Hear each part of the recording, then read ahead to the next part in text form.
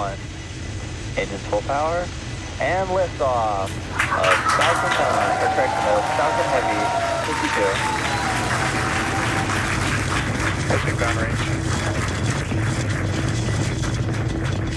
M1D chamber pressure is nominal.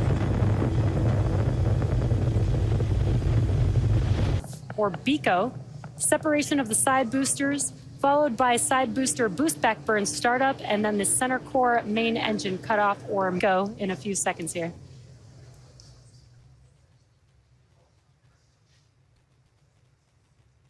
Booster engine cutoff. Side booster separation confirmed.